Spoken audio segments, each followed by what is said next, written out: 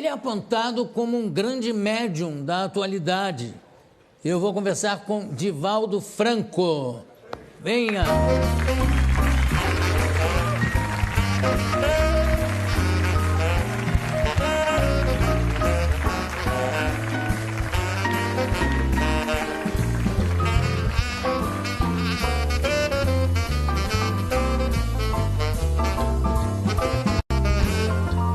Muito obrigado pela sua presença aqui no programa.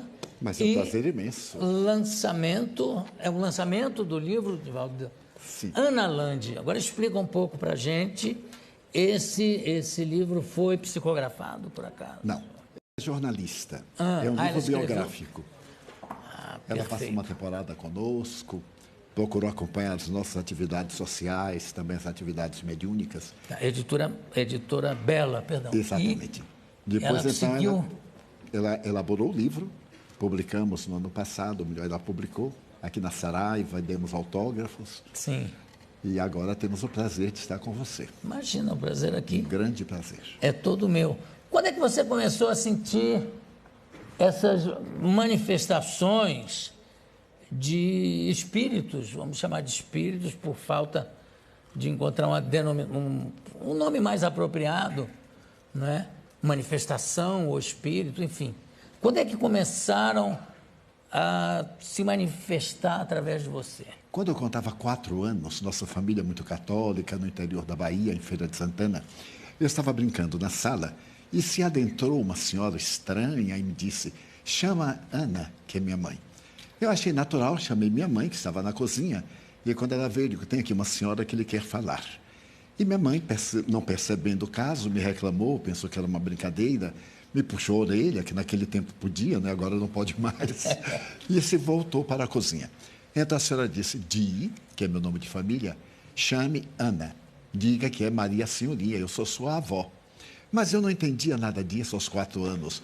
Meus avós, todos 4, já haviam morrido, eu não sabia. Eu voltei a chamar minha mãe.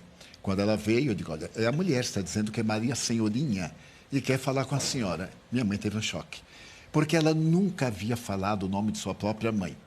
Quando ela nasceu, a mãe morreu de infecção puerperal e ela foi atendida por uma irmã mais velha. Ela ficou assustada: mas como você sabe isso? Eu digo: a senhora está aqui. Mas ela não havia. Então me pegou e levou à casa da minha tia e disse: esse menino enlouqueceu, ele está dizendo que mamãe está lá. Minha tia então perguntou como é que era ela. Eu lembro vagamente, a saia arrastava, tinha algo na cintura e chamou minha atenção qualquer coisa que tinha aqui. Quando eu descrevi, minha tia disse: olha, é mamãe, porque esse é um camafeu que eu coloquei no seu cadáver. Então, procure saber o que é que ela quer. E as duas ficaram com medo, me deixaram sozinho. Procure saber o que é que ela... Vai lá. Vai lá. Jogaram o pobre do órfão. E então, eu não me lembro o que aconteceu. Aconteceu um fenômeno psíquico qualquer, eu perdi a consciência. A partir daí, João, eu me tornei uma criança mais ou menos especial. E meu pai era muito severo. Muito especial, como mais ou menos. E aí? Porque eu via coisas que os outros não viam. Via crianças, especialmente o indígena brasileiro, que dizia chamar-se Jaguaraçu. E nós brincávamos muito, e eu tinha a impressão que era uma criança como outra qualquer. Você brincava com esse índiozinho? Trepava nas árvores, corria pelo quintal, aquelas casas de quintais muito grandes. E ele trepava nas árvores junto com você também? Então, sempre chegava na frente. Bom... E eu ficava surpreso. E assim, ué, como é que você subiu antes de mim? Eu dizia assim: fenômeno, fenômeno. Mas quem eu não sabia o que era fenômeno. O índiozinho Jaguaraçu. Quando eu completei lá pelos 7 anos, eu comecei a perceber que eu via muitos outros seres que os meus pais não viam. E então aí criaram-se muitos problemas, porque eu era muito católico, estava sempre na religião, confessava, e o padre terminou por dizer que aquilo era uma influência demoníaca, que o demônio estava desejando... Essas influências são sempre consideradas demoníacas. É uma coisa absurda, não é? Porque nunca me havia proposto nada negativo. E então, eu exigia que eu tivesse uma vida reta. Aos 7 anos eu tinha mais do que reta, não podia ter uma vida oblíqua naquela oportunidade. E então ele disse: olha, ore muito. E eu orava. Quanto mais orava, piorava. Porque eu me concentrava, entrava num mundo psíquico mais forte. Por fim, aos 12 anos, eu briguei com Deus. Porque eu disse para ele: você não aguenta o diabo, como é que eu vou aguentar? Se você que criou o diabo não aguenta, como é que eu vou aguentar? Faço de tudo, oro, confesso, comungo. Nesse ínterim eu adoeci. Morreu um irmão meu e eu fui ver, ele estava caído no meio da rua e eu tive um impacto muito grande. Voltei para casa, avisei os meus pais e fiquei sentado. Aquele tempo não havia necrópsias nem nada no interior da cidade, só havia um médico. Ele foi levado para sua casa, que era casado e morava perto de nós. E então, mais ou menos às 8 da noite, minha mãe disse assim: meu filho, vamos fazer o velório, vamos orar o terço de Nossa Senhora. Nós tínhamos uma mesa muito grande, porque nós éramos 13. E então, aquela mesa, 2 bancos. 13 filhos. 13 filhos. Com meu pai e minha mãe, 15. Era assim, muito tranquilo. É, era o primeiro vendo. laboratório da minha vida. É. E então, naquele momento, eu me quis levantar e não pude. Tentei outra vez e não pude. Quando minha mãe me puxou, eu caí. E então foi chamado o médico, ele disse: é um trauma. Foi o choque. Se ele tomar outro choque, ele fica bom. Meus irmãos eram muito inteligentes e me aplicaram o choque elétrico. Não sabiam que era um choque psicológico. E então eu não morri porque eu não estava no programa. Então me assustavam essa coisa do interior. Por fim, no dia 5 de dezembro de 1944, foi levada à nossa casa uma senhora. Ela me olhou detidamente e disse: mas este menino não tem nada. Eu digo: nossa, que surra que eu vou tomar. Eu estava ali acamado desde o dia 23 de junho até 5 de dezembro. Meu pai era do temperamento da psicologia. E lá em casa nós tínhamos um psicólogo pendurado atrás da porta. Qualquer coisa tinha uma sessão de psicoterapia e a gente ficava ótimo, sem recalque, sem conflito, sem nada. Agora, me desculpe, eu estou fazendo cálculos aqui pelas datas que você está me dizendo. Desculpe a minha brutal falta de sensibilidade ou de educação, mas com quantos anos você está? Que idade você tem? 89. Se a gente passar a mão em você, pega isso, não? Não, mas eu transfiro com muito prazer para você.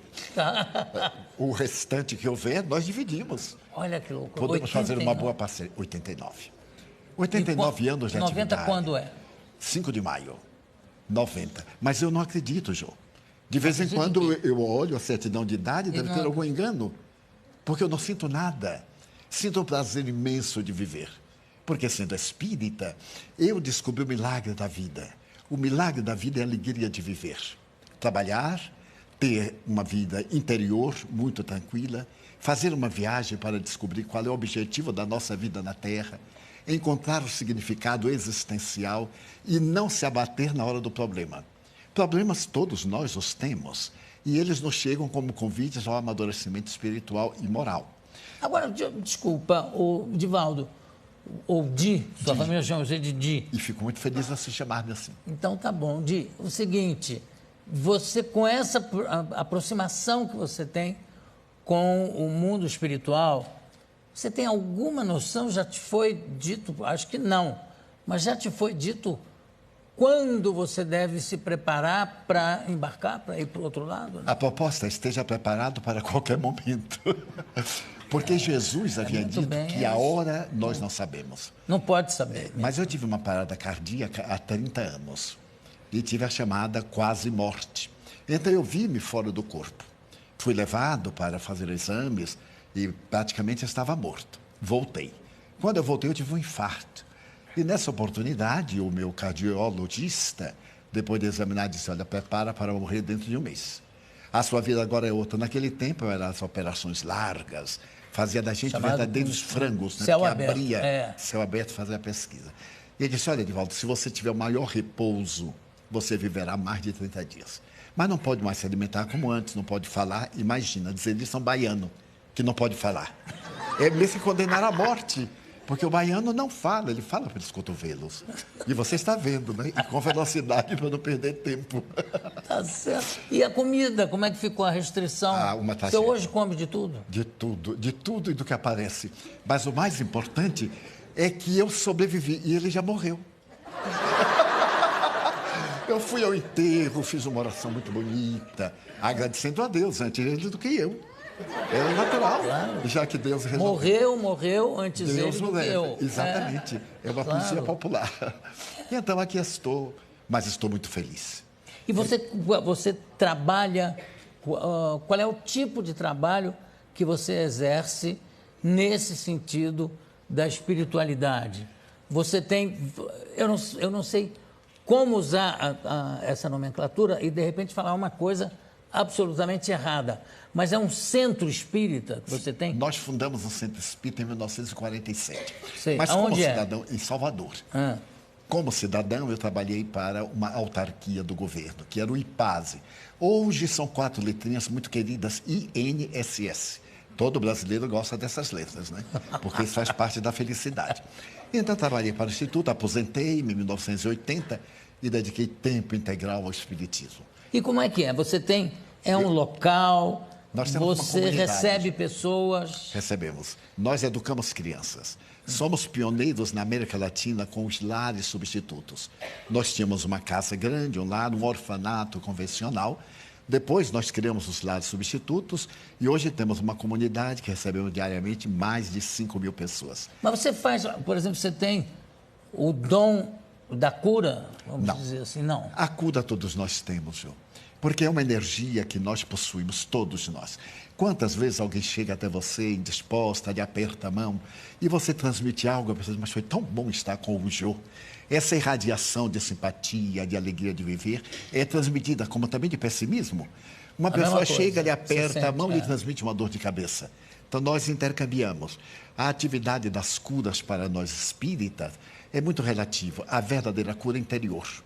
Porque não adianta curar-se de um mal de fora e, em próximo período, adquirir outro mal. Agora, como é que você faz de... Eu estou vendo que o seu trabalho é impressionante, inclusive, no sentido de acolher qualquer pessoa, não importa qual é o credo, enfim. Mas a gente sabe e sente que tem muito picareta nessa área, né? Como é que você faz para combater isso? Você dá palestras... Você explica alguma coisa? Como é que você faz? Que eu acho que é um dever até. Já proferi mais de 13.000 conferências. Em 70 países, mais de 2.500 cidades. Demonstrando o falso do verdadeiro. Não é o indivíduo dizer que ele é portador do dom da mediunidade, ou que ele cura, faz isso, porque são falsários. Esses indivíduos enganam a boa-fé. O povo é muito fácil de manipular. E quando o indivíduo se apresenta com títulos de aparência grandiosa, principalmente misteriosas, sobrenatural, do fantástico, então há um mito em torno do indivíduo. E as pessoas deixam-se iludir. Graças aos ingênuos é que tem os exploradores. Claro, uma coisa não existe sem a outra. Nós procuramos demonstrar que a verdadeira cura interior... Se eu me melhoro, eu não reflito qualquer enfermidade. Como diz a Organização Mundial de Saúde, não existem doenças, existem doentes. Pessoas predispostas às enfermidades. A função do espiritismo é guiar o indivíduo numa ética de sabedoria, torná-lo melhor, fazê-lo cidadão, fazer o indivíduo comum no meio de todos, porém diferente na conduta. Certo. Nós vemos hoje a crise mundial. Não existe crise mundial, existe crise do indivíduo. Indivíduos vazios que perderam os objetivos essenciais. E esse indivíduo vazio, ele se comunica com o outro e cria esse estado mórbido do pessimismo que todos estamos vivendo. Eu vou pedir para mostrar um filme que tem aqui. Não sei, acho que é um documentário que a produção, eu não vi. A produção me disse que é uma coisa espetacular, que é muito bom. Então eu queria compartilhar com a plateia, com o pessoal de casa também. Virem, solta para a gente ver, por favor. Favela do Pau da Lima, Salvador, Bahia. Em meio ao abandono da periferia, um oásis construído ao longo de 63 anos. Um portão azul dá acesso à escola e comida a 3.500 crianças pobres e atendimento médico a 2.500 adultos, todos os dias, tudo de graça. 400 voluntários atendem à convocação do fundador. Uma verdadeira cidade com ruas, casas, biblioteca, hospital, padaria, que ele planejou e ajudou a construir. Que loucura isso! São quantas pessoas?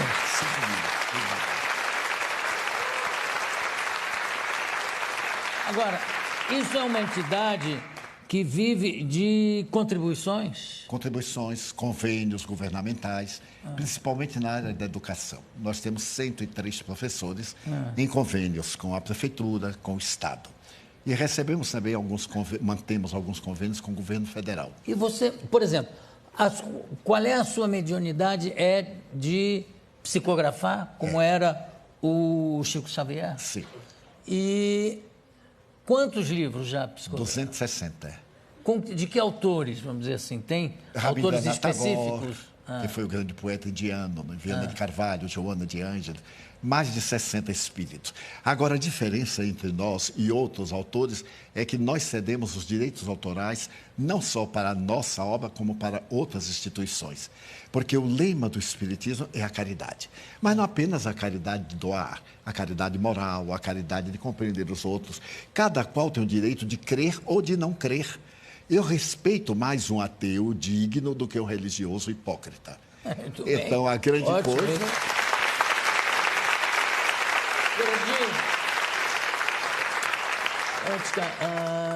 Antes que eu me esqueça, há muitos anos eu entrevistei o Chico Xavier, acho que ainda no Jô Soares 11h30.